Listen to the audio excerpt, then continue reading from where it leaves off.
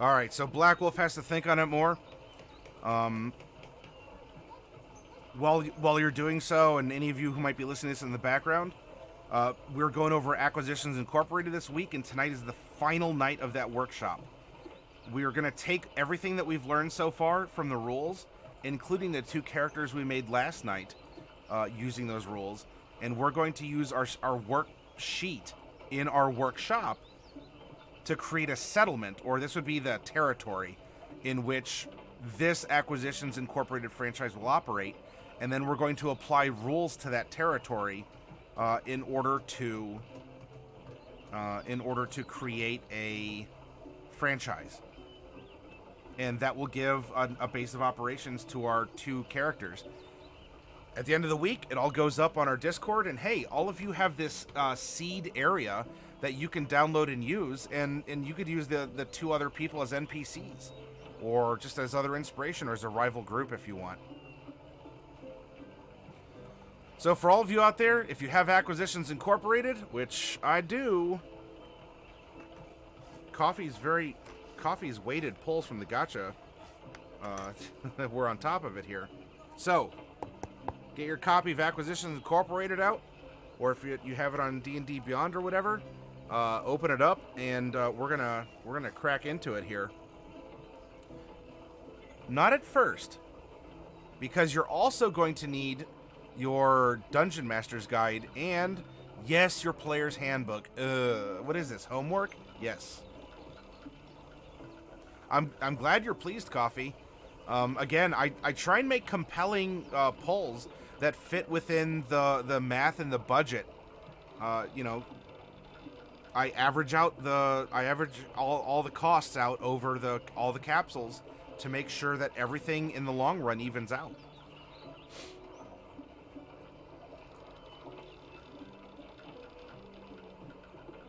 I'm not a fly-by-night person. I want people to be happy. Even if it might not be the mini, you're like, I don't know if I could use this. I still want you to say, you know what, that's still compelling, or maybe I never would have thought to pick this mini up. But now that I have it, I could do something cool with it. And you feel inspired, and maybe you mix stuff up at your table. And in the worst case, Black Wolf, let's say you don't want your Wyvern. It's going to go on your pull list and trade with someone else who has miniatures. Do you want to trade your Wyvern to Coffee Cat for that unpainted cleric? Elf cleric? Sure. They're minis that are in your pile. You all can trade amongst yourselves, whether it's a gacha pull or out of a box. They're great for inspiration. And if nothing else, too, Coffee, I don't know if you've ever used any to model for poses or to get some like angles or anatomy off of them. But miniatures are sculpted to be dynamic looking. They're always in the middle of something. There's a story to tell with the minis, which is a part of why they're so much fun. All right, so this is the Matty Morg's methodology for creating a settlement when maybe you don't know how to, or you're having trouble with inspiration, you don't know where to start, and also because we do a lot of world building and character generation in a random fashion, right? It removes our personal biases, or it will help us think outside the box because we know what we know, and so that creates a comfort zone. Do you live in a desert, or in a deserty area? Maybe a lot of what you run takes place there, which is absolutely fine because that's what you know. And so you don't necessarily always consider what would a jungle be like, or what would a swamp or something else be like, because it's not that you aren't aware of it, but you just don't have the experience. Well, here we have to open ourselves up, and because we have this lovely exchange back and forth, we can share these ideas and recommend, so this region's going to be a lot like wherever.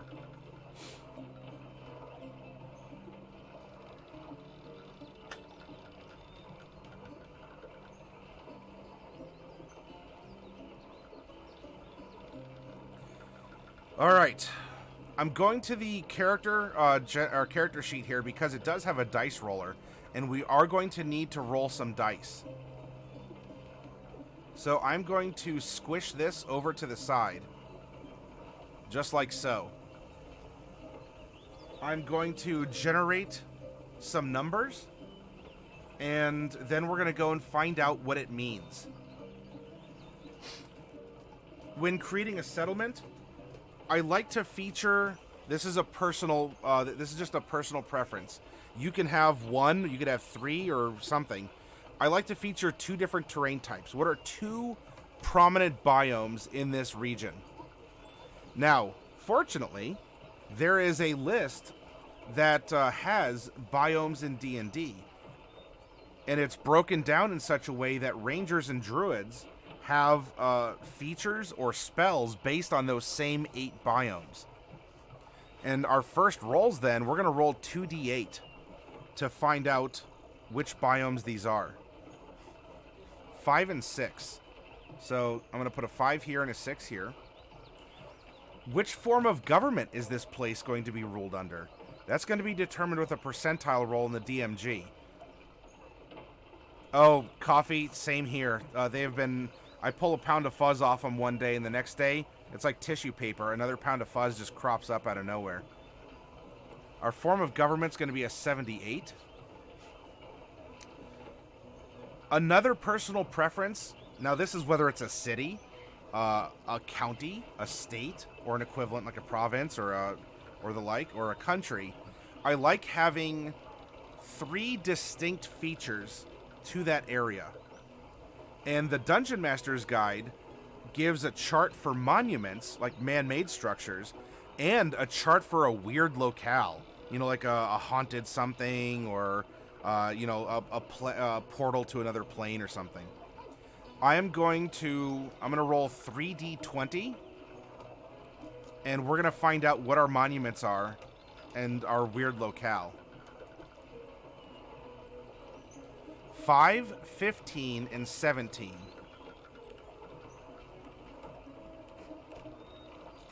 Okay.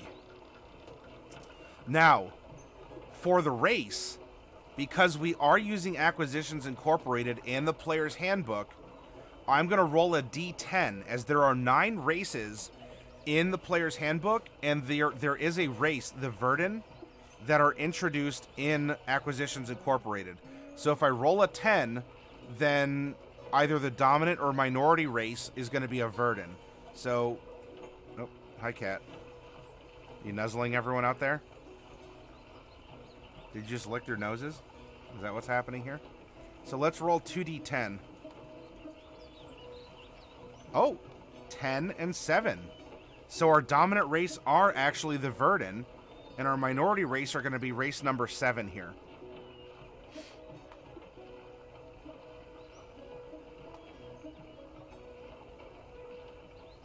Now, for the rest of the charts here in the DMG, these are D20 rolls.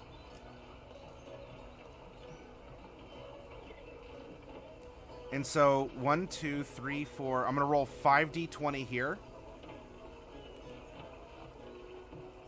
We have a 10, 8, 13, 13, and 7.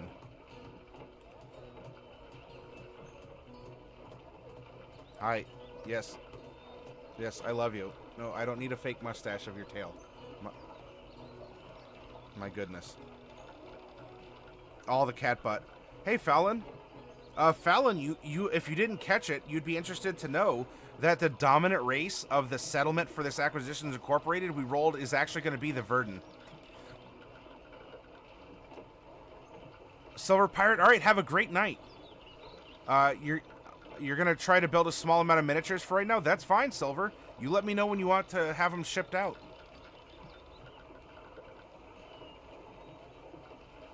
You could potentially build another cat. That's right. Now you just have 2 of the fuzzballs running around. Is race number 7, which is gnomes, maybe? I'll have to go and look that up. We're rolling our placeholders right now, Fallon. You're in on the ground floor of the exercise. Now, there is a religious building in town. We're actually going to roll 4d20. the religious building, the tavern name takes 2 of the 20s, and then the popular tavern style is as follows. So we have 4. The tavern name is 11 and 4, and the tavern style is 3. Excellent. We now have a bunch of random numbers that have been generated. It's time to crack open our books and find out what the heck does this all mean. So first things first, when we're talking about the region where everything else is built, and we're starting from very literally the ground up, there are 8 biomes: Arctic coast, desert, forest, grassland, mountain, swamp, and underdark, that appear as spell-less for druids or feature mechanics for rangers. And that way, because we're basing our region on the mechanics that these characters could have or take place in, you know, it makes sense, right? And we could call it something else, but we're getting an idea for the environment that's there. And we're doing this first because that's going to help us determine, you know, a town built in a desert is going to be different than a town built in grasslands. Even if it's kind of arid and very dry, like a savanna. All right, so 5 and 6. We have 1, 2, 3, 4. Grassland and mountain are going to be our 2 biomes. Grassland and mountain. So these aspects are going to be dominant features in our region. The form of government. All right, now we're going to go over to the Dungeon Master's Guide, everyone. And if you turn to page 18, I don't know why I have page 16 here. Oh, probably because the segment starts on 16.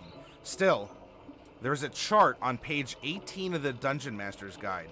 This is where we have our percentile roll. What type of government is ruling over this area? And we rolled a 78, an oligarchy.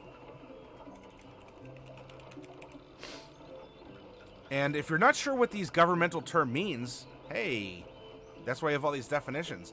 A small number of absolute rulers share power, possibly dividing the land into districts or provinces under their control, or jointly ruling together. A group of adventurers who take control of a nation together might form an oligarchy. The Free City of Greyhawk is an oligarchy composed of various faction leaders, with a Lord Mayor as its figurehead. Now, because we rolled this, there could be the chance that the Acquisitions Incorporated franchise itself forms the government, and maybe we're talking about a small town, you know, a kind of a frontier town, you know, a prospecting town where we have a mountain, right? Also, hey, one of our characters is a mountain dwarf. How does that work? The story writes itself, my friends.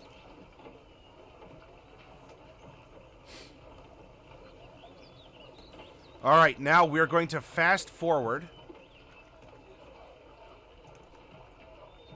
Whoop. 108. You see what I was talking about. There's a list of monuments that are around. And what's especially resonates with this sort of Matty Morg style of settlement development is in Acquisitions Incorporated, they very much say, hey, anywhere you put a franchise, there's a very good chance that there's unexplored ruins. There's all sorts of things for you to discover, even if you're this teensy-weensy little, you know, level 1 franchise. And so let's provide that. You know, not that we've changed our methodology for AC Inc., but AC Inc. certainly supports the things that we're doing here. It's like there's a spy in our midst, huh, Fowlin? If that is your real name.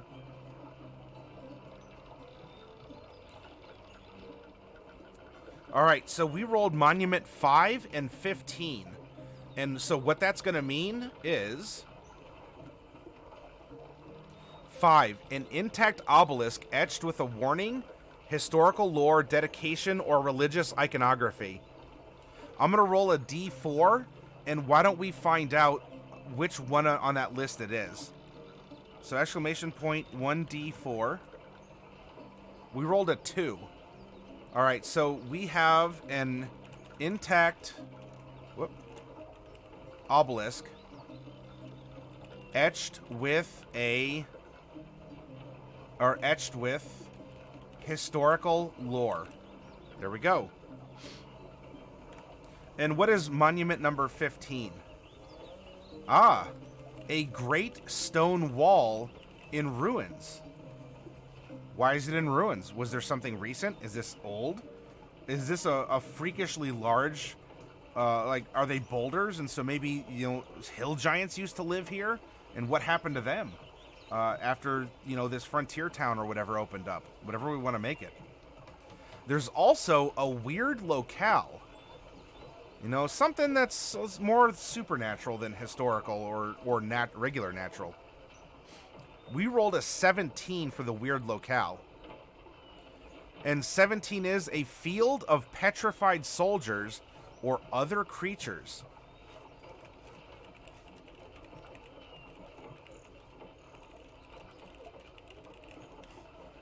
This is a very good prompt. Now, we're building this one step at a time. I have a fan blowing directly on my eyeball from the side. Ugh. As we're taking this step-by-step approach, is a story starting to build here? Why would an Acquisitions Incorporated franchise pick a location like this?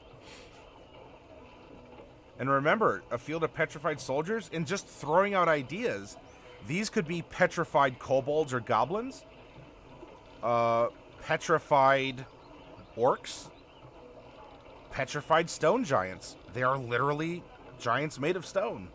Literally. Literally. Or it says creatures. Is there... hey, Mazamune, welcome back.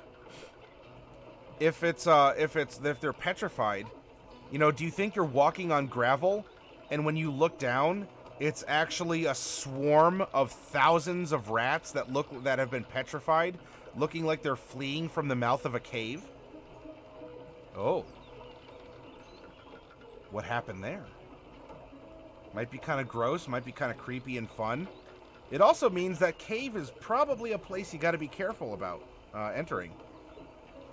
Petrified celestials that sacrifice themselves to lock away an evil. Hey, also, hi, Redcap. Welcome. Mazumune says, I just spent 1.5 hours cleaning up my son's room. He broke his window while playing. Oh, no. Hopefully he didn't get cut.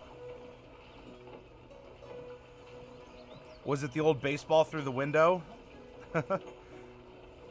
Still, I hope everyone is well from that, Mazamune, and that there was nothing, nothing more than maybe feeling bad for breaking the window to worry about.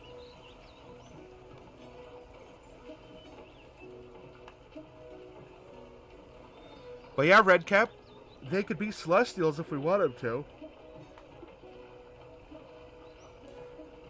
All right, we continue. We go to the settlement. We've set in place these things that have existed presumably before or have come about because of the settlement.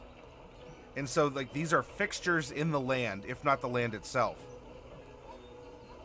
Now, as we continue our focus, and we're adding layer and layer of story. No cuts, no head or heel into the window. Only 4, and is stage 2 high-functioning nonverbal. He doesn't really understand what happened. Oh, okay.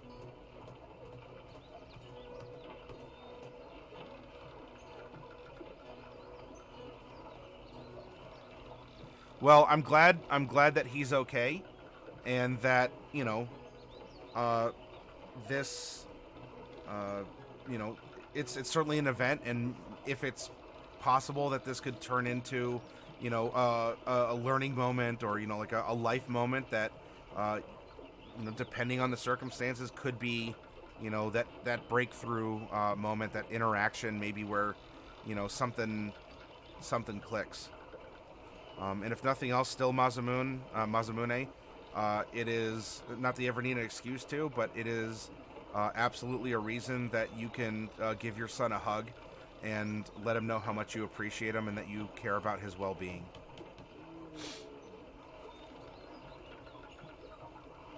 Now, the dominant race, we rolled a 10. There's 9 races in the player's handbook. And the 10th is coming from Acquisitions Incorporated, so those are the Verdant. We actually...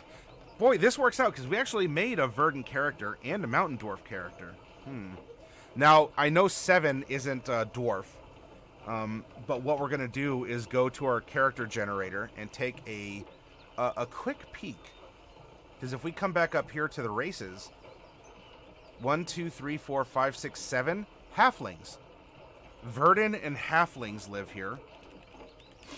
And we can even do sort of an odds or evens between Lightfoot and Stout. Now, if we get Stout, how about that? Because they're almost indicated in the player's handbook that Stout halflings and dwarves are cousins, in a sense. But I'm going to roll a d4. Odds, Lightfoot, evens, Stout. Evens. I have to ask, is our character then truly a dwarf, or is this simply just a really tough stout halfling? Not that there can't be Lightfoot halflings here, but for for tiebreakers of consideration or the like, maybe there's more, like there's a significant halfling presence. Just of that presence, more are stout halflings than Lightfoot. However, that might manifest in how you describe the races of your world.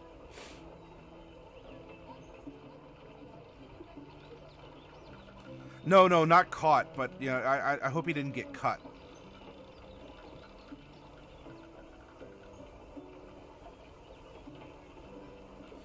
Excellent.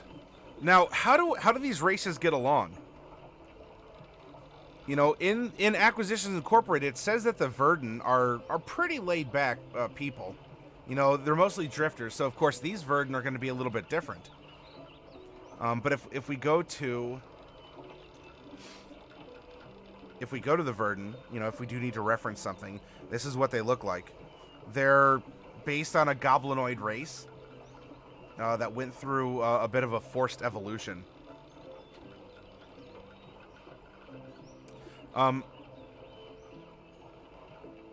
There's their stat block, if you wanted to take a look, Redcap. That being said, I'm actually going to be covering it over in a second here. As we have our race relations, and then what is the ruler status? Now, when you're going through this exercise, and you see dominant race or minority race, this doesn't just mean the dominant race are the rulers. Because in the race relations, it actually says that the minority race are the rulers. And you say, well, how does that work? They're the minority race. Or A, if not the. Well, could you have a lesser amount of people that hold greater wealth or influence? Philosophically, religiously, monetarily? This place is run by an oligarchy. Now, I don't know what the result 10 is going to be, but we'll take a look at it.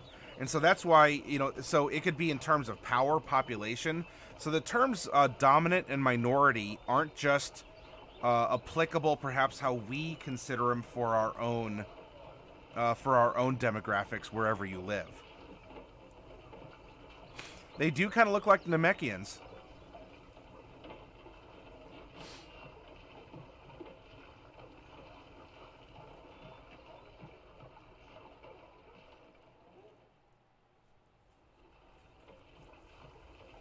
Alright, so let's go back to the Dungeon Master's Guide. How do the Verdants and Stout Halflings get along here? 10. There's harmony. They live in harmony. Now, the ruler status. The ruler is a feared tyrant.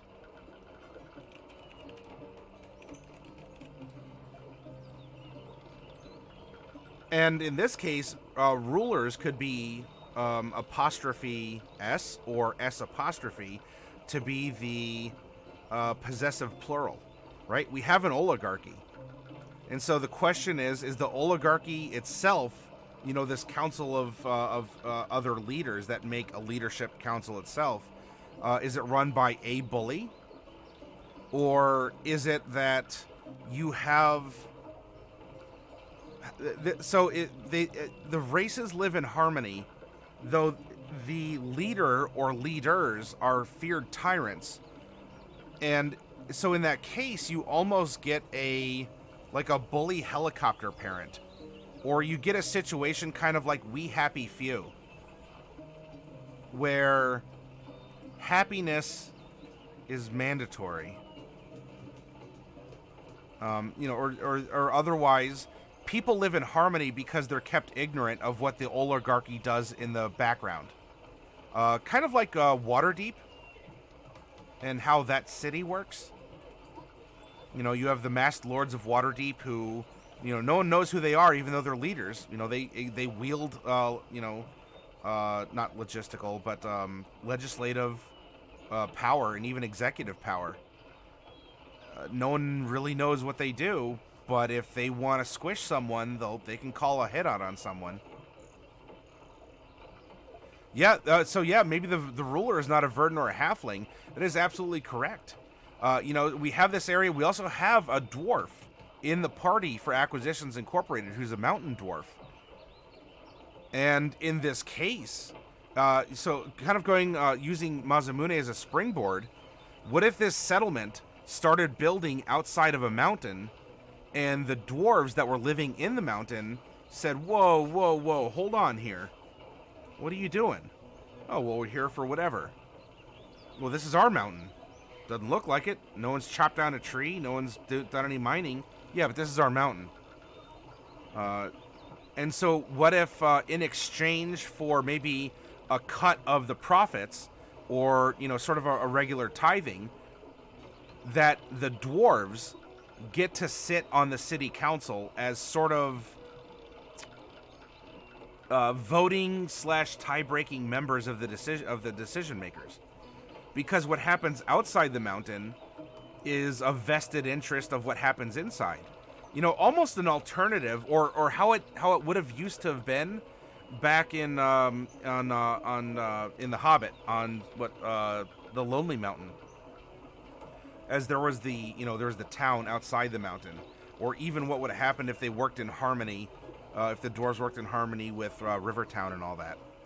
And so we actually would have, there's a feared tyrant who's just this, this rancorous dwarf who demands, a certain level of tithing and respect and all that.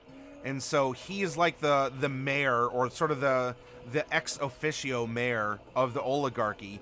And he is just a rude, crude dude. But he has the power. And so, people live in harmony, but they also do so because they don't want to draw the eye of whoever this dwarf is. If we want to run with that. That's a great prompt, Masamune. Realistically, the oligarchy need not be the official government. Maybe it's a group of people that really controls the city behind the scenes. With a figurehead. There we go. So yeah, the figurehead. Kind of like Ulda. Exactly, Redcap. Yeah, the monetarists. Yep. It's so the Sultanate, led by the Sultana, is the figurehead. Yeah, she does important things. She does carry influence. But if the monetarists don't like her, then, they might do something drastic. I mean, who'd ever want to try and take out the Sultana? She's just so adorable. Anyway, maybe this town is literally owned by Acquisitions Incorporated. Exactly, Fallon. The way that sometimes the mining company would own the mining town, so all the decisions are made by HQ or a representative. Yeah, and so the general store is the company store. You load 16 tons. What do you get? Another day older and deeper in debt. St. Cuthbert, don't you call me, because I can't go. I owe my soul to the company store. Do do do do do do do do.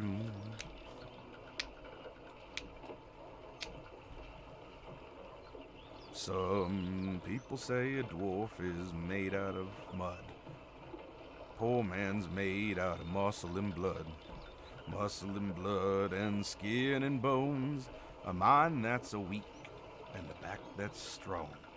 You load 16 ton, what do you get? Another day older and deeper in debt.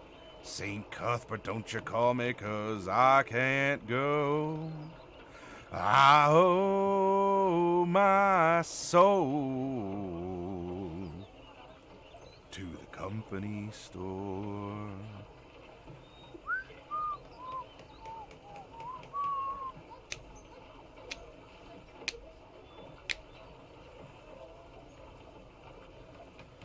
Could also be like Thay, the strongest mage, the ruling body. All the inspiration. Hope my singing wasn't too bad for y'all out there. Did I break any of your glasses? Or do I have your dog howling? Now, there's a notable trait about this town, about this settlement. I wasn't even breaking it down. Man, I get the Oh Brother Where Art Thou soundtrack in my car, and I'm belting it on a summer day going down the road. It's prosperous and peaceful, but you better pay your taxes and not break the company rules. A notable trait about this place is number 13. It's the site of many battles. Does that lead into the prompt that there's a field of petrified soldiers or other creatures? Hey, there, Redcap. It writes itself. All we have to do is open up and just let the ideas flow, and they will congeal and come together in wonderful ways. You got it, Fallon. All right, Coffee. Sleep well, and hey, thank you again for those awesome gotcha grab bag pulls. For any of you who just came in here, Coffee got 5 capsules and walked away with 8 figures, including the Mouth of Grolantor Hill Giant, this large Krasis, some unpainted figures. Oh, it was a fantastic pull. Absolutely fantastic. Be well, friendo.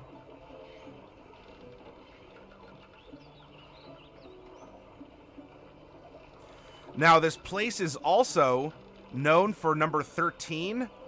Oh, it's known for godlessness. In that case, what do they believe in? Is it, cold hard cash? Is it godless in the sense that they're atheistic, or are they just agnostic? Is it godlessness in that, religion isn't banned, it's just that there is a very harsh separation of church and state?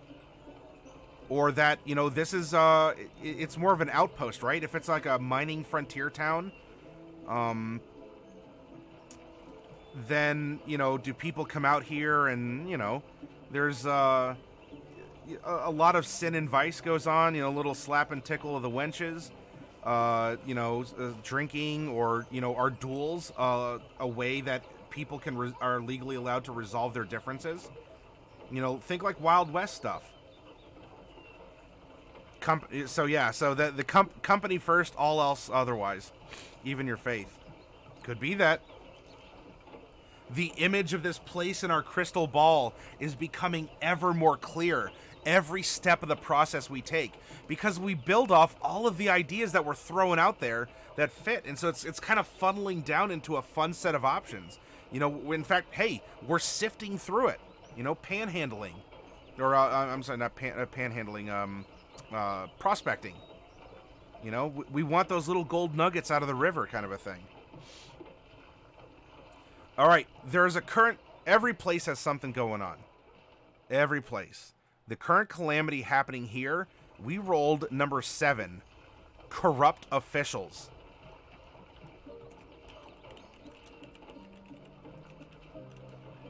So in this case,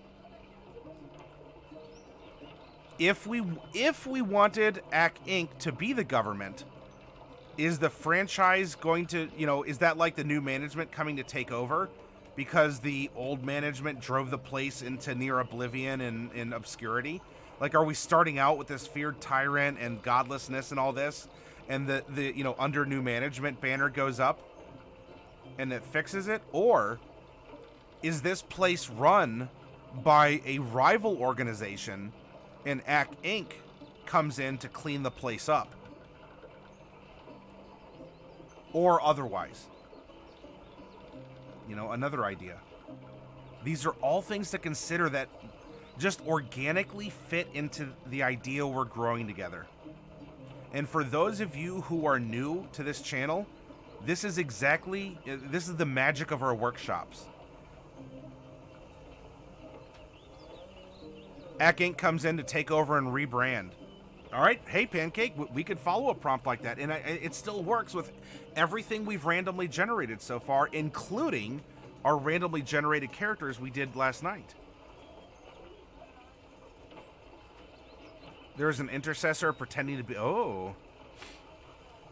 Or we have... we kind of have a worm tongue effect going on. Maybe there was someone that was, corrupting or influencing otherwise good managers, but it sent the franchise or this rival group into a spiral, which opened it up.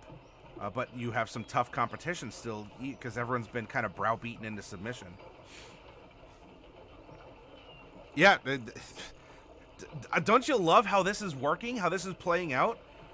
I mean, especially if any of you are new here, have you enjoyed the journey we've taken so far through this exercise? Through the sheer fact we have random numbers and a basic idea, do you see what we've been able to build?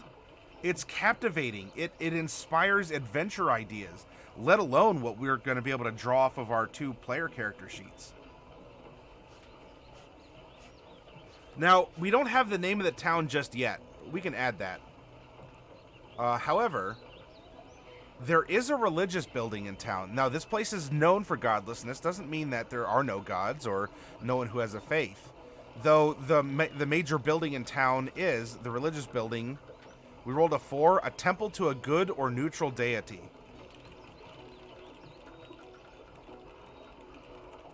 So this could be a deity of commerce, of labor, or strength. You know, do we have like a Cord? Do we have a Moradin? Right? If we're talking about, you know, dwarves aren't populous enough to even really be a significant minority race. But, you know, they might be trying to impose their religion on the people living outside of their mountain in order to keep the peace. Ogma, Iun.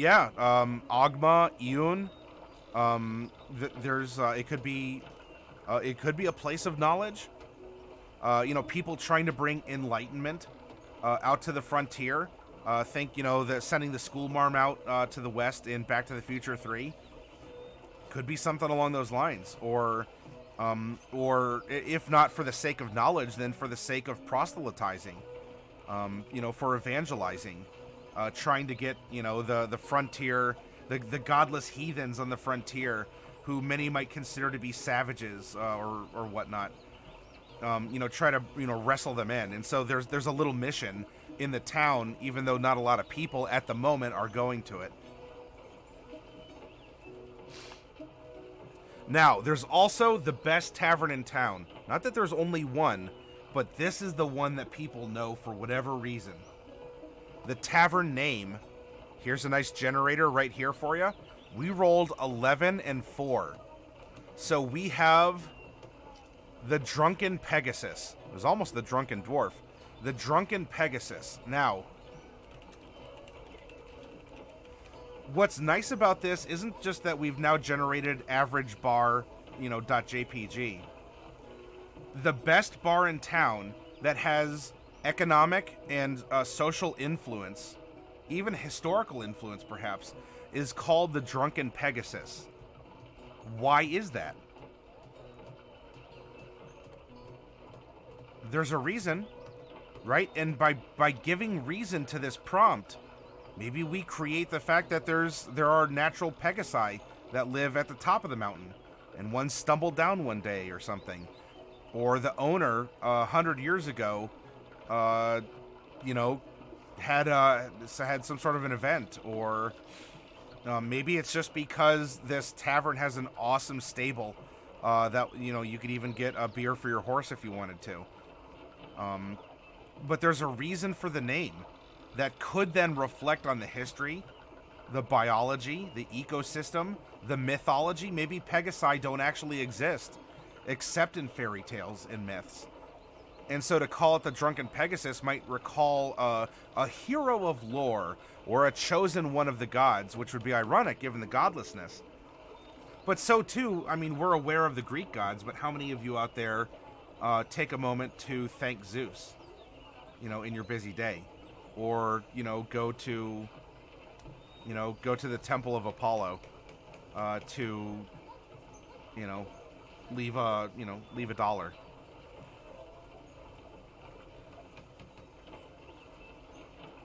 And the tavern style.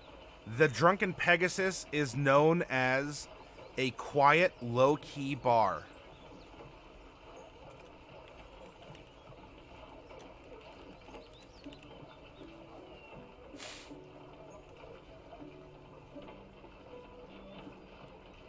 Gotta drive. See y'all later. All right, Fallon, thanks for joining us.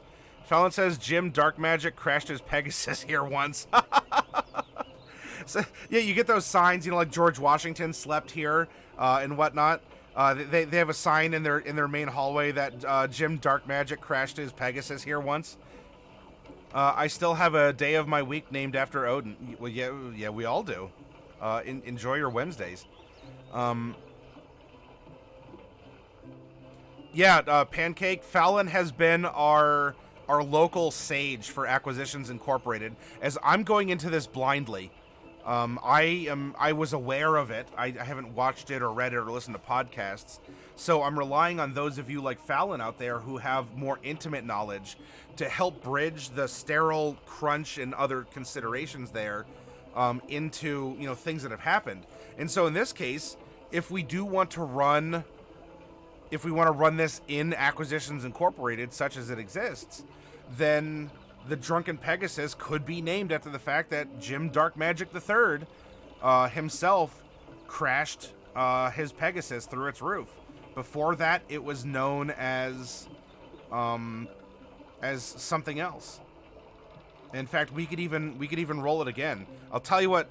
Fallon, if you're driving, then I'll someone else can do this here.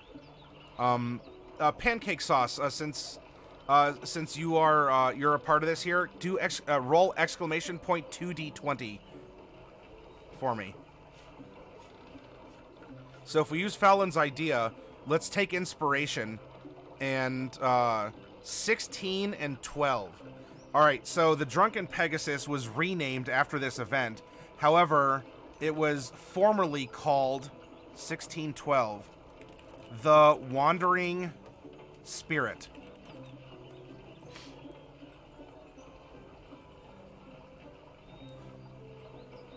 Apparently, Jim Dark Magic wandered in there a little too hard one night. And now we can ask ourselves, it was called the Wandering Spirit. Why was that? Is there a graveyard? Was this named after, the bartender lost her, or the owner lost her husband, and so she serves spirits, and so she always, at the beginning of every night, gets everyone's attention, sings a body song, and says the dead drink first and pours one out for all the people who've lost their lives in the mines. And so everyone then gives a cheer, and then the bar is open for regular business to the living.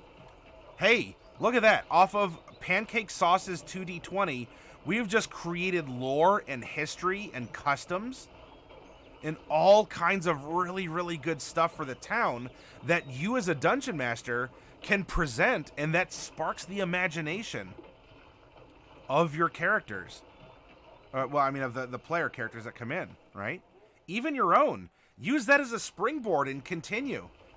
If we say that this is a particularly tragic place, you could go back and say, so is the Drunken Pegasus, since 3 years ago when Jim Dark Magic crashed his Pegasus into the roof. Before that, it was the Wandering Spirit. And that was before too many spirits were accidentally summoned by a rather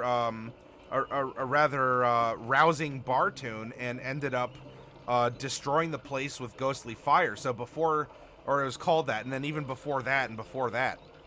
In that case, so the Drunken Pegasus is the quiet, low-key bar. Pancake Sauce, exclamation point 1d20. Right? If people are thinking of recent history, and especially if you want to say, yeah, things have soured recently, how did it used to be? Use your NPCs to give those clues. We rolled a 10. So, the Wandering Spirit formerly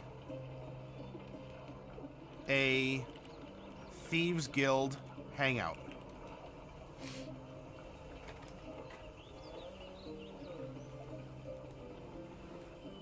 Oh, I'm dropping stuff.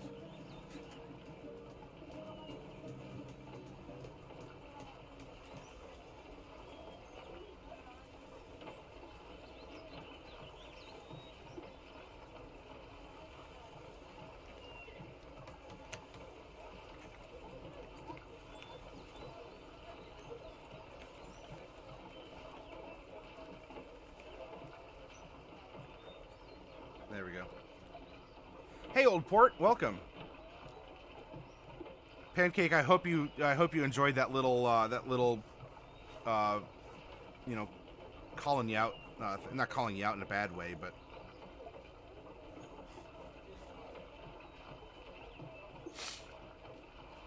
you have 2 books in the mail today, Acquisitions Incorporated and Remarkable Inns. This is perfect timing for this stream. Isn't that funny how that works, huh? Well, it's a good thing I called you out then. I'm justifying your purchases. So if you ever have anyone ask about them, you can say, no, this was totally legit. In fact, I've already got to use them once already. All right, excellent. We have the setting, or at least an outline for the setting.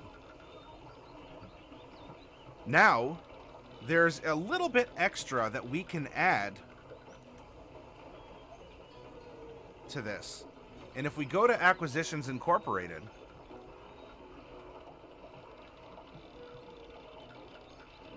there is a fast franchise generator.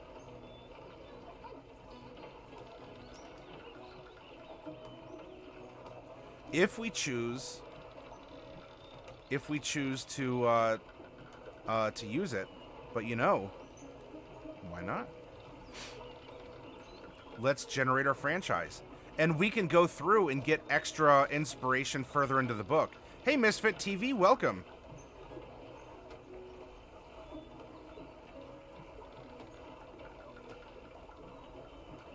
So using the random prompts here, we have our franchise logo, our headquarter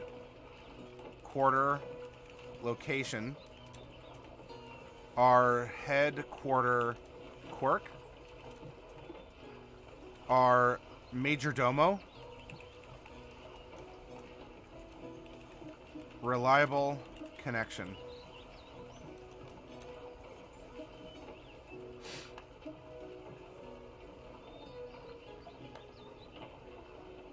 A misfit tiki?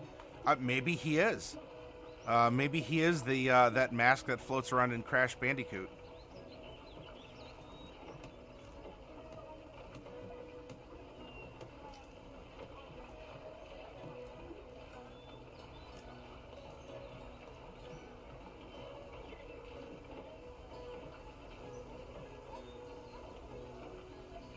All right. Oh, Sheeps, you're the last one to talk here. I'm going to pick on you. I'd like you to type exclamation point 1D10, please.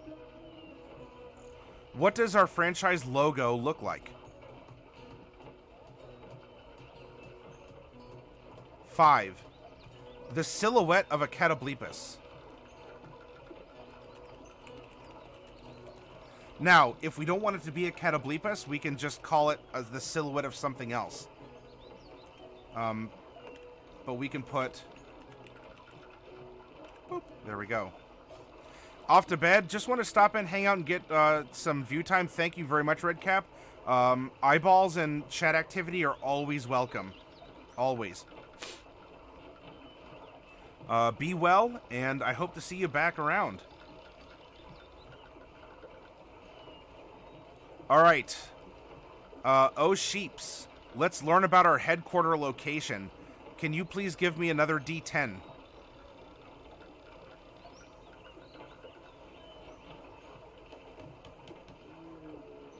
Oh, it might be too early for you to re-roll that. Here, I'll do it real quick. Lands on a 4. The headquarter location. A top-of-the-line naval vessel that has somehow been stranded miles inland. Oh. Oh. How did this happen? So we're running our Acquisition Incorporated out of a really nice ship that is somehow landlocked, far from a major body of water that could contain it.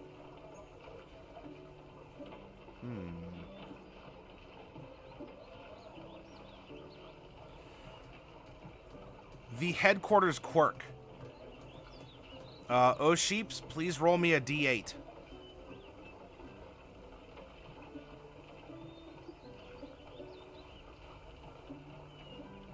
We rolled a 1. One staircase leads to 2 different places somehow. One staircase leads to 2 different places somehow.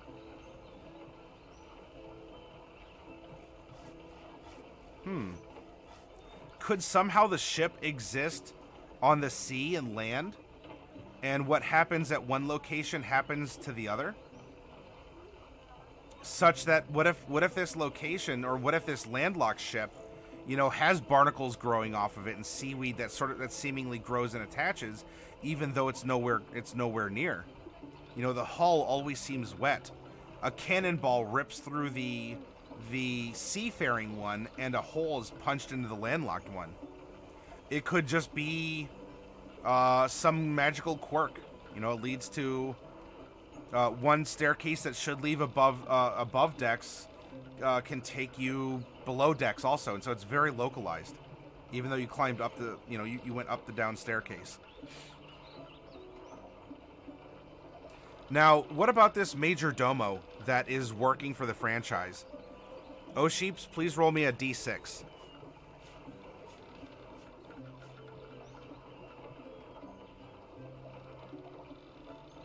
We rolled a 3. The ghost of the previous owner. They do a terrible job and refer to all prospective clients as trespassers. So whoever owned this ship or this franchise, if it's us taking over the franchise, or whoever owned the ship that we moved into is the previous owner of the ship, and is now acting as the major domo underneath, taking orders from their franchise boss. So the ghost of the previous owner, they do a terrible job and refer to all prospective clients as trespassers. And lastly, we have a reliable connection to someone in the Acquisitions Incorporated world. And if you don't want it to be a named character that already exists, you can either ignore this, or you could replace the name with someone that exists. Generate your own NPCs that would be, major influencers in the world, and replace the names. A major domo, think like the head butler, not just a butler. Like we're talking someone who works for, the master or the boss, but has great influence and privilege within the organization or manor.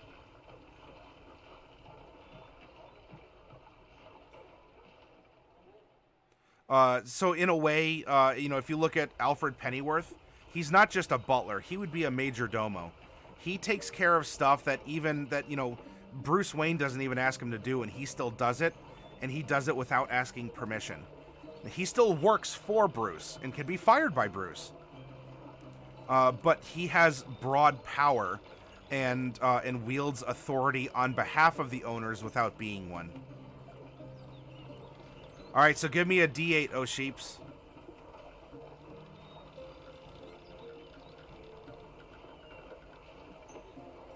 Lands on a 2.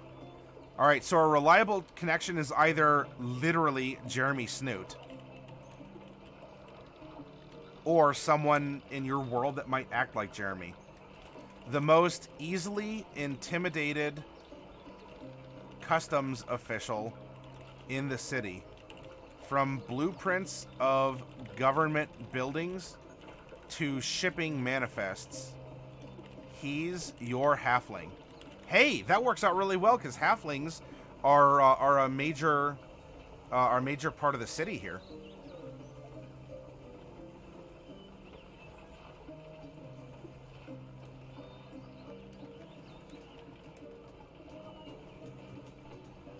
Exactly.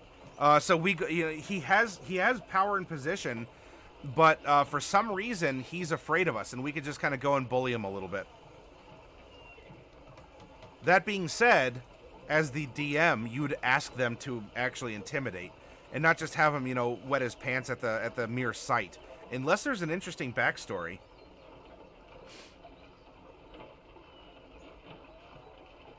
Now, there's a little bit more to this whole franchise thing, right? By default, a franchise rank is gained at each tier of play, beginning at level 1 and advancing when the average party level reaches level 5, 11, and 17.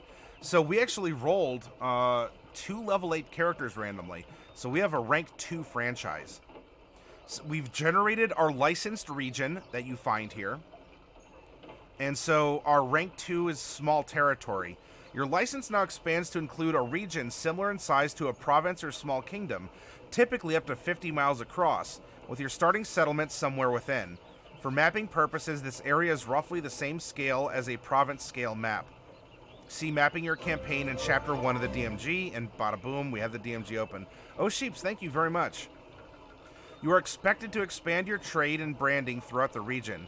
You'll seize new markets, develop new offerings, and increase your network of contacts, and safeguard the king and queen's spoiled kids, so the monarchs think of you positively.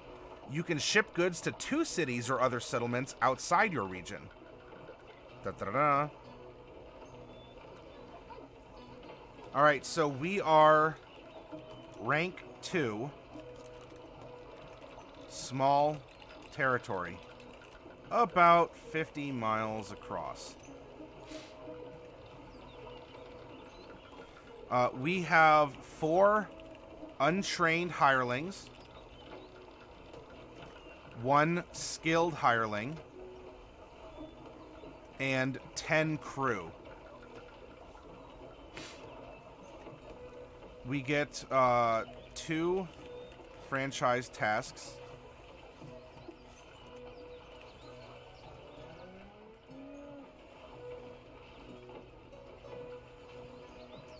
And we're going to get to play with our base, such as that we got a starter headquarters in rank 1. We then get a cosmetic expansion, transportation, and a weapon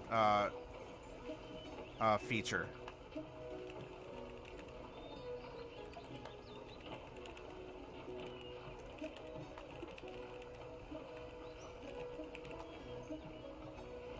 And our costs are at 1.5 times because we're bigger.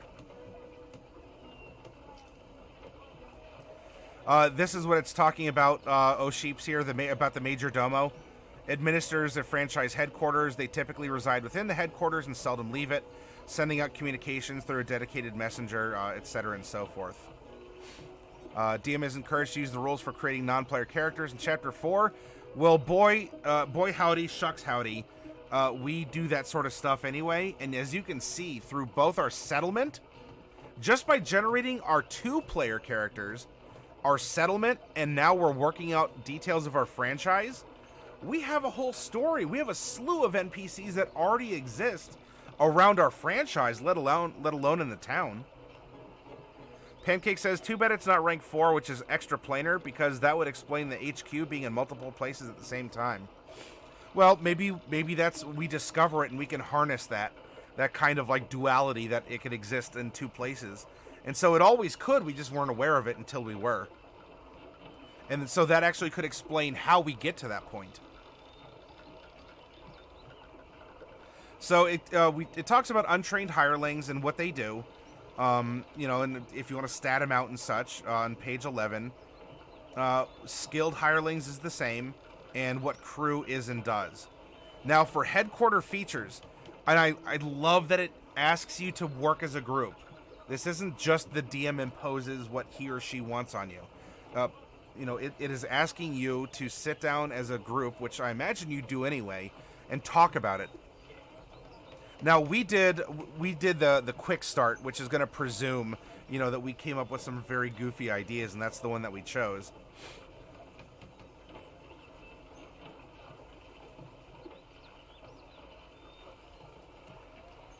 So we have starter headquarters. Each franchise's starter headquarters is a mundane site which has often been selected or handed down by Acquisitions Incorporated. The character's initial base of operations could be a ruined tower, a worn horse-drawn carriage, a beat-up fishing boat, a dilapidated store or farm, or any similar structure or site. The DM might direct the characters toward a single ideal location, or might provide a range of options. Oh, pardon me.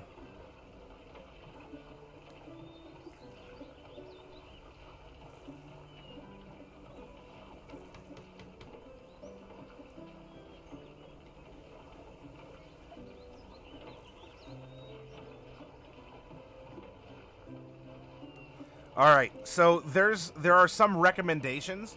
You're not necessarily just limited to this, and so what this might have started out with is not necessarily a keel boat, or it could have been, and since it ranked up at some point in time during the adventure, as we find our characters as a rank 2 party. Any franchise can take to the seas. Now, doesn't mean we can't take to the seas, but we have a boat. Pirates killed the previous owners, and the head office picked it up for an excellent price. Most of the holes in the hull are repaired, and the sails are only a little bit moldy. Even better, there's a small covered area in the rear protected from the elements that makes a perfect living space. The keelboat holds half ton of cargo and might even come with reduced docking fees at some ports of call. And it gives you some statistics. Now, if you wanted to say it has more of the stats of maybe like an old tavern that was shaped to look like a ship, hey, that's up to the party.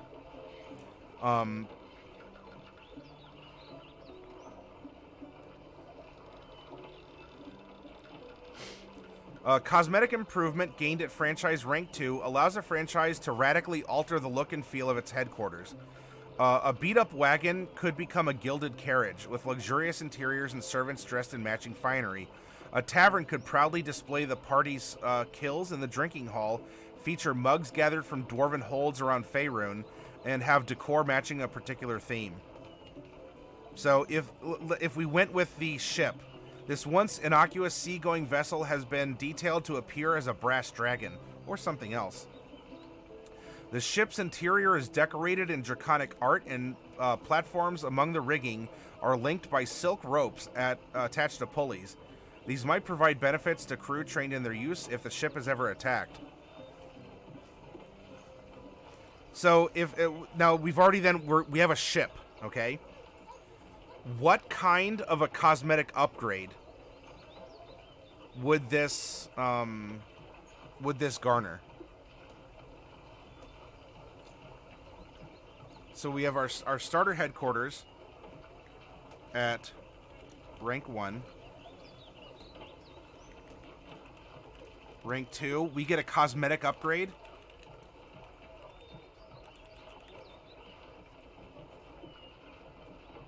Is that what led it to be, to always look wet, or to always have this kind of weird, is it an illusion?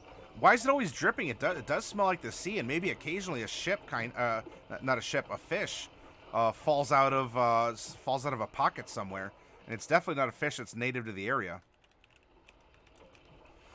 But this is urging collaborative storytelling. We have this landlocked ship. Not only how did it get here, but what's the cosmetic upgrade? How does it look now that we find our adventurers starting to prove themselves and gaining influence and wealth?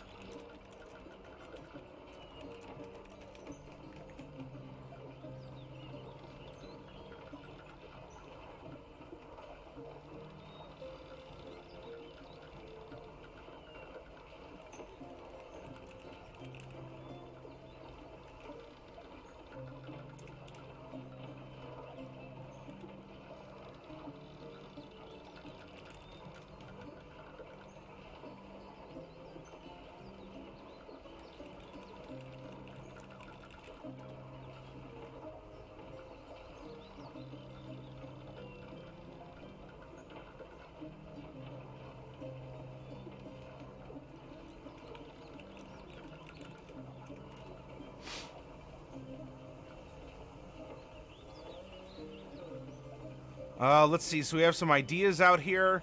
The ship could be a dragon turtle. Oh. Cosmetic upgrades for a ship could basically stop fires if it used a sort of a waterfall system. Could have a leak. Also ruins papers occasionally. Hey, so we're getting into the theme, right? Everything has kind of a comic twist to it, or bad things may happen, but could be delivered in a bit of a fun fashion. An ancient dragon turtle shell top deck. Ooh. Pancake says Jim loves illusions, so that would make sense. Or the previous franchise owner loved the sea and wanted something to remind him of it, so he spent all the budget to put in an irrigation system. I think we need an octopus man. He'd be an upstanding guy, but with a fishy past. Da-da-da-da. And shipped in barnacles, seaweed, etc. Misfit is now action. Yes, Misfit has manifested. So our starter headquarters was this... the original franchisee spent all her money to make a ship in this landlocked area. It's both unique and what got him demoted. Demoted in this case means killed, comma, and his ghost serves as the major domo to the new management that has moved in. Right? Let's go back to what we've generated.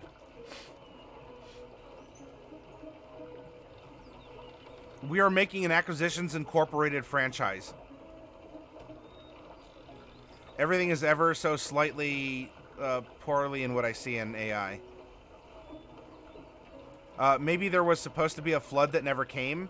That's his reasoning for... Ah, gotcha. So he built this great wooden ship by a mountain. And, or in hopes to find a mountain that would save him from this big flood. Wouldn't that be something if... Wouldn't that be something if that was the...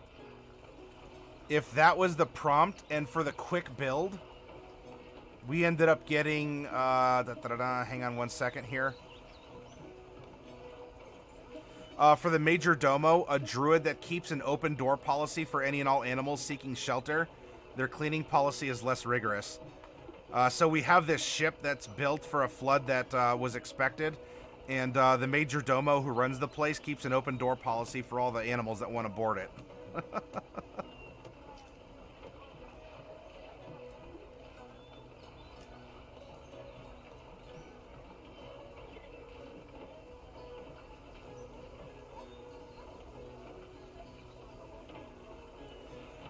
I've been writing about some aquatic elves who build cities on the backs of dragon turtles, and their capital is a colossal dragon turtle. Totally would be hilarious if the BBG washed them out to sea via some tsunami. They would be ready for it. All right, so with the cosmetic feature then, as they're growing, in order to... Hey, Orcs Make Beautiful Lovers, welcome. What are you worried about the purchase, Orcs? What's happening? So the cosmetic feature, the new management arrived and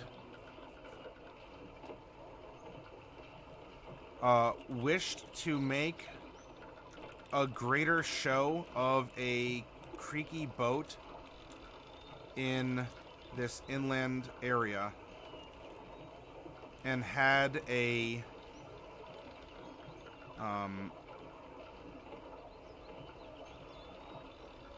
oh, you bought the DMG. Uh-oh. Orcs, are you stepping up, brother? They're in a boat, exactly.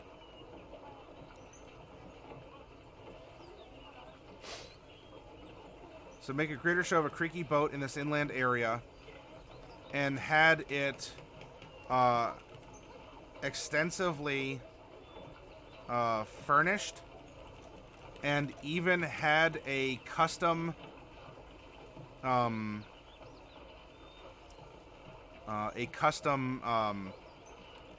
canal system dug so that it can parade around town, both asserting dominance, advertising the services, and selling irrigation irrigation channels from it to local farmers. How about that? Hey, Derek, welcome! You got the starter set? I'm sending it to Baxi Druid and a Tiefling Summoner? Or Into the Lost Mines. Dun dun dun, da da da da da.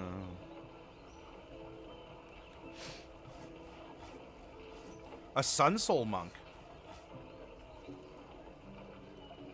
Check it out now, the Sun Soul Brother. Right about now, the Sun Soul Brother.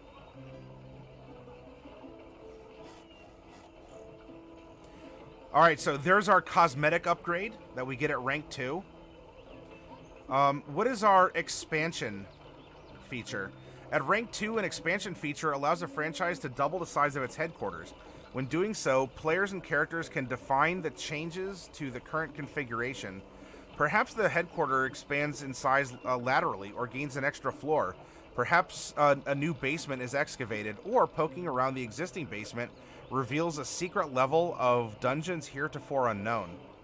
Oh, so what if the expansion here? During the renovation, a staircase that led to the bilge ended up having the chance of taking the person topside person to the top side of the ship, only it's at sea in an unknown location. There's extra room for storage on the sort of, I guess, like demi-plane deck, as long as you don't mind it possibly washing overboard or being plundered by pirates while you aren't looking. Is that thematic for Acquisitions Incorporated? Laser Monk, good luck, saying, bro. Misfit says, good evening to Derek. Orc says, so do I read the DMG or only reference the DMG? And also, I have the Sword Coast Adventures guide because I won it in a raffle. Oh, that's cool. What other book do I need? If you have the Player's Handbook and the DMG, do you have the Monster Manual? Xanathar's is solid. Xanathar's is an honorary core rulebook. You don't need it to play, but there's certainly a lot of good stuff in it.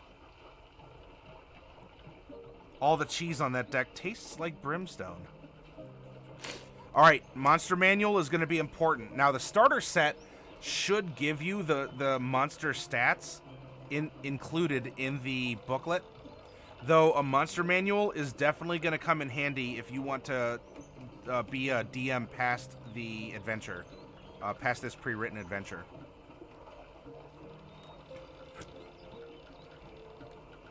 Also at rank 2, every franchise gains some form of mobility, with players and DMs working together to determine how headquarters facilitates travel or expands on its normal modes. A ship might gain a magic sail, or it could add a balloon to become a battle balloon airship. A hollow statue could gain the ability to stride across the landscape. So here are some suggestions. A giant stone statue. So it just gets up and moves. A battle balloon. Hot air balloon is lit by magic furnace, channeling elemental power. A galleon suspended below the balloon features a helm that controls the ship. The vessel can fly virtually anywhere, ignoring difficult terrain, but it is at risk from storms and strong winds. Self-contained train. This mobile franchise headquarters features a magical mechanical locomotive that lays down its own track. Mechanical arms at the front of the locomotive set down crossbars, and the rails in front of the headquarters at ridiculous speed, while arms at the back pick up the track as it passes. The train moves at a quarter speed over difficult terrain. Extra-dimensional wagon. A seemingly simple wagon drawn by an old horse channels powerful magic. The wagon's driver can cause the wagon to teleport the distance of a day's journey, targeting a known location over the course of one or more extra-dimensional jumps. So what about something like, so we said that the boat itself had these channels dug around town so it could constantly float and advertise. Giving the central boat a battle balloon would be, I don't know. That might undermine the fact that it's an at-sea boat. However, the transportation feature, how about this? The rowboats from headquarters have the ability to fly when crewed and operated similarly to as it would normally in water. And so that means that there's rowboats that are a part of the bigger ship. And so your little wagons, right? Your transports for personnel, document delivery, escorting, VIPs or whatever. Your little rowboats can fly out and fly back. But the main ship is on a course that is just circles around the city. A creature that drags it through the canals, maybe? That we might even be able to use that as the weapon feature, Dogface Dad.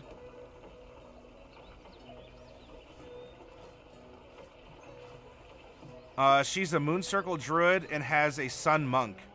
It's funny. Oh, I like that dichotomy. Because they're opposites. What exactly is Acquisitions Incorporated?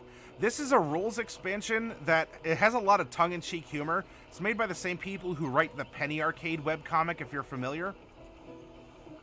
It's 217. I'll check it out in a second, Pancake. And it gives you a set of guidelines if you want to have more of like a base building D&D game, especially one with a lot of like corporate humor, and maybe allows for a little bit more morally gray decisions if you'd like. It's D&D and The Office combined together. Now I'm in the mood for pancakes. Be careful, Misfit, because you're like, oh, I could eat 10 pancakes. And then you have 3 and you say, I'm done. No more. Too many pancakes. I feel like it's a rule set that allows you to introduce new people to D&D a lot easier. It very much can be.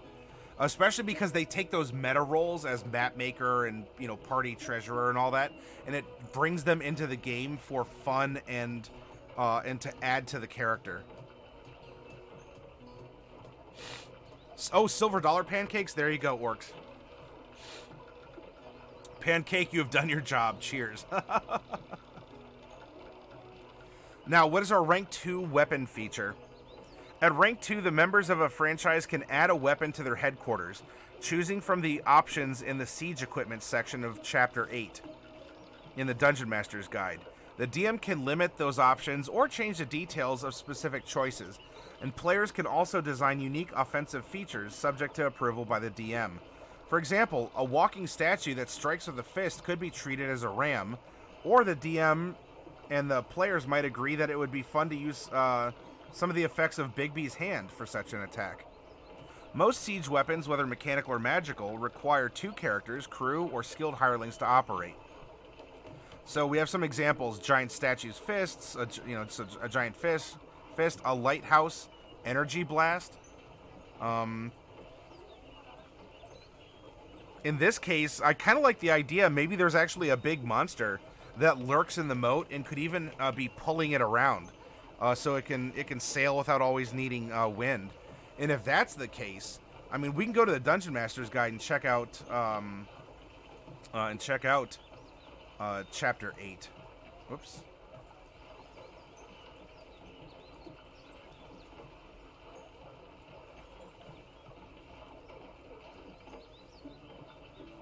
By the way, awesome advice in here.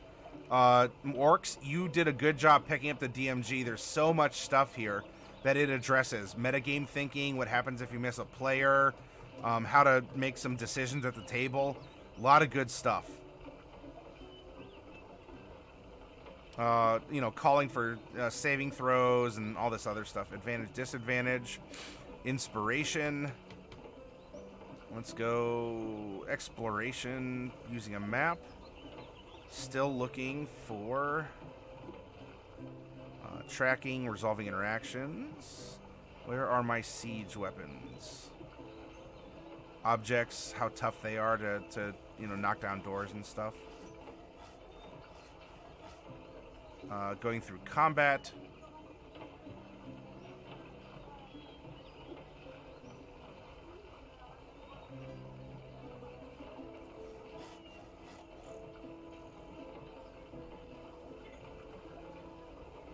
Creature size and space.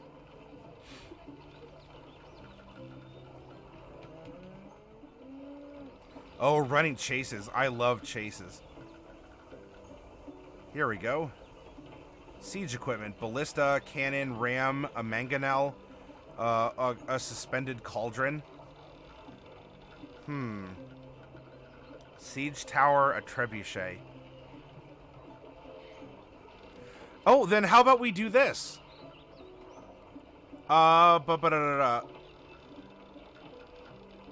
So, Dogface, you had recommended something like an ancient dragon turtle, or the like. So maybe it's not an ancient one, or it may not even be a dragon turtle, but who inland would know the difference? What if the creature in there actually was either like a smaller dragon turtle or just a giant altered turtle that was kind of gussied up to look like a dragon turtle for intimidation's sake? And then it had the, and then, you know, you could give it sort of a bite attack as it is protecting, the ship that it's hauling around through the canal system.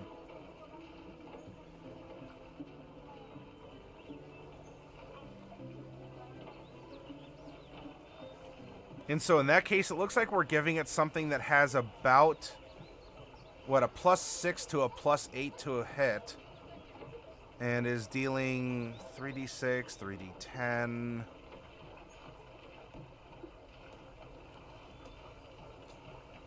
Durgar. Dryad. Drider. Dragon Turtle. So Dragon Turtles themselves are a CR-17. So what we would do, and they're also gargantuan, what we could do is sort of have it be like a hatchling Dragon Turtle. And so it's not as big or as ferocious. And so we could find similar stats to another monster and call it a Dragon Turtle baby. Uses the Lighthouse Death Beam as a breath weapon. So it'd be like Steam Breath, kind of. Acquisitions Inc. is all about flash and glamour on a budget. So anything bought on sale or cheaper would make a lot of sense. So yeah, it could be... You know, is it actually a dragon turtle? It's how we're presenting it. And if people don't know any better, then sure. Perception is reality. That is a very famous term. If any of you are in marketing, you are aware of that term. Perception is reality. But sure, you know, for a note, the weapon feature... the upgraded ship is pulled through the canals somewhat secretly by a dragon turtle, quote unquote, that also acts as a guard dog in case rivals try to damage the headquarters.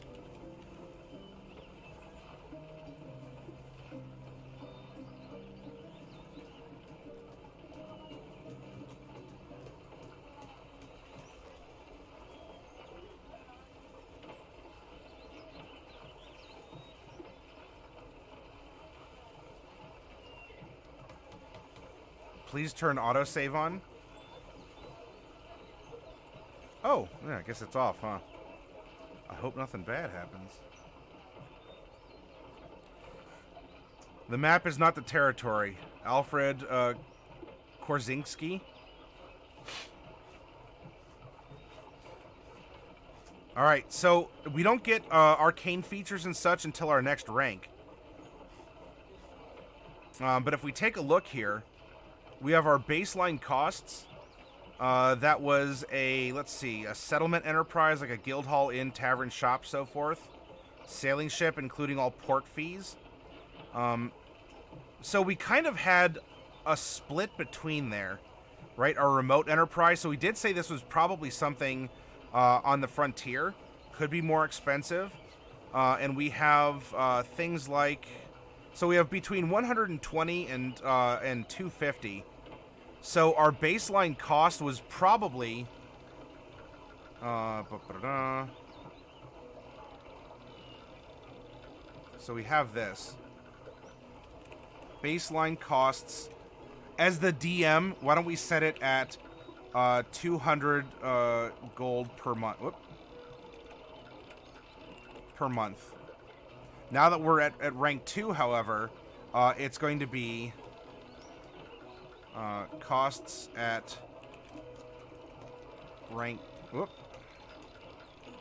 2.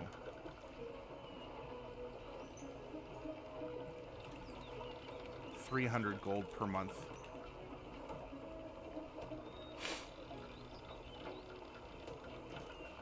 The multiplier on the franchise advancement table is applied to the franchise baseline cost. This represents the increased cost the franchise faces as it expands into larger markets. And so then there's some other considerations that we went over in the workshop here. And we also made our first 2 members of the company by giving them a position inside of it. We made a hordes person and a cartographer. Hey, McNancy, we're running a Dungeons and Dragons workshop week, focusing on Acquisitions Incorporated. On Wednesday and Thursday, we went over the rules presented in that in this supplement. Yesterday, we made 2 Acquisitions Incorporated themed characters, and now tonight, we're making a franchise using the information we reviewed earlier in the week.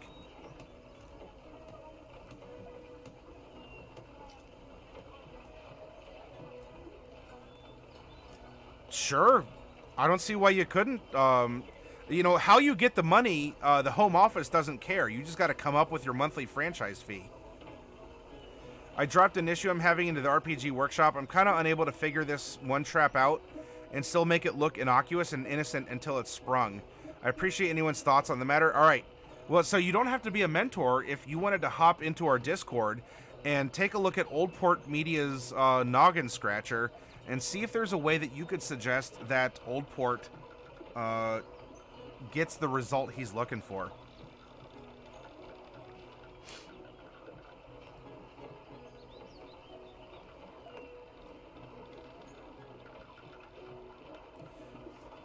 Awesome. So here we go. Not only did we make the settlement from random number generation, and it's completely organically, you know, it's a holistic experience. We made it one step at a time. We continued to put out story prompts as we did so. We have an amazing settlement that then we put an Acquisitions Incorporated franchise into to interact in the ways it will either sort of mix with each other well, or, you know, oil and water, and it'll be a bit of a thorn in everyone's side. We have story elements. We have NPC prompts from all of this. We even have rival and or, you know, BBEG elements, not just from our worksheet for making the settlement, but also from our characters that we made last night. Balden Gorbeler and Junior the Thirdin. We gave him kind of a... This last one was a bit of a tongue-in-cheek name. And I want to stress, in 5th edition, your background and what you see here is what makes your character have character. And for you dungeon masters out there, and you're like, I don't know. I don't know what type of story I want to run for my players. Read their backgrounds. Do not let your players skip on personality traits, ideals, bonds, and flaws. That absolutely hooks them into the world and generates people that they are going to be attached to. And it's all right here. Disguise the trap as a completely different one. Simple solution. All right, everyone, I got to get up and take a quick break. And when we come back, we can have table talk. If you have questions on Acquisitions Incorporated, we can continue that. I can show you how we go about manufacturing NPCs. And of course, we can do the gacha mini polls, or if any of you want to pop boxes of minis, we can do that too.